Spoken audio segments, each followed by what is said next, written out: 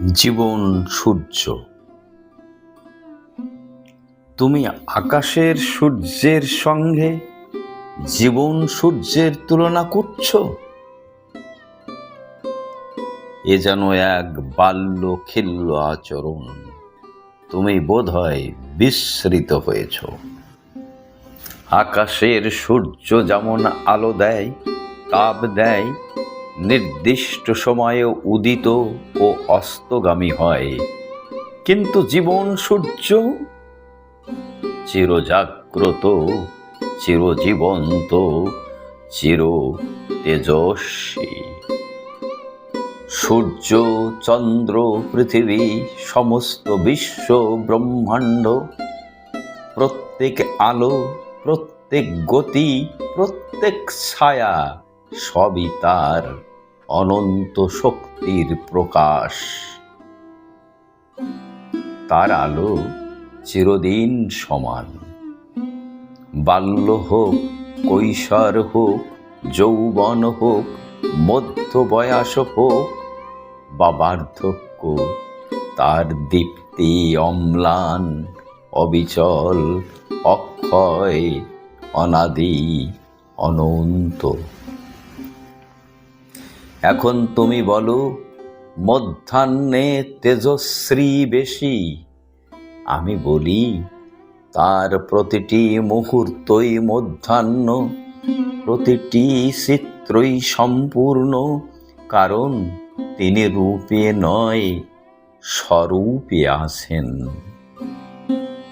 তিনি আচরণ করে জানান, তার মতো আচরণশীল আর কেউ নেই।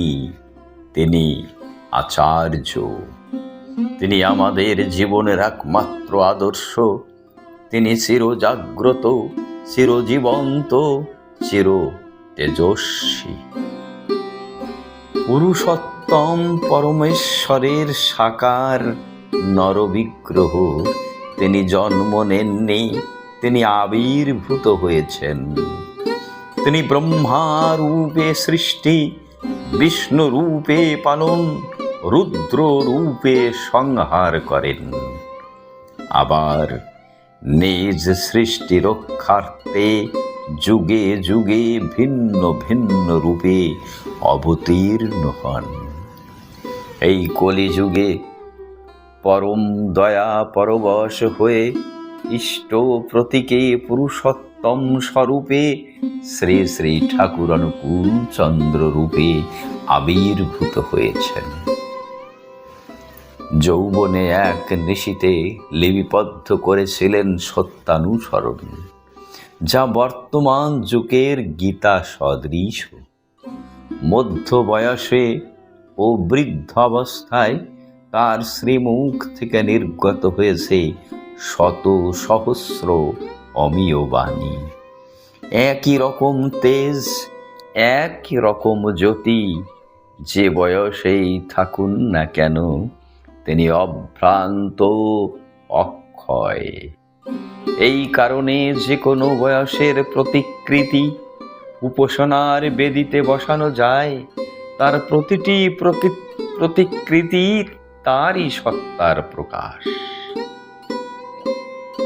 সতী নারীর যেমন দুটি পতি হয় না, তেমনি আমাদের জীবন স্বামী ও জীবন সূর্য একজনই, পরম প্রেমময় শ্রী শ্রী ঠাকুর অনুকূল চন্দ্র।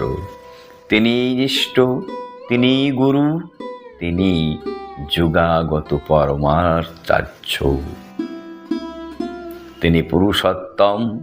তার জীবনের প্রতিটি ক্ষণ পূর্ণ মধ্যাহ্ন, যেখানে তেজ মাপে না সময়, আলো মাপে না রূপ। তার মুখে শিশুর কমলতা, তার দৃষ্টিতে মায়ের মমতা, তার হাসিতে সান্ত্বনা।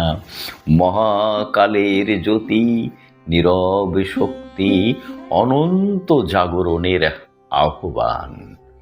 যেখানে পুরুষোত্তম, সেখানে আলোই আলো।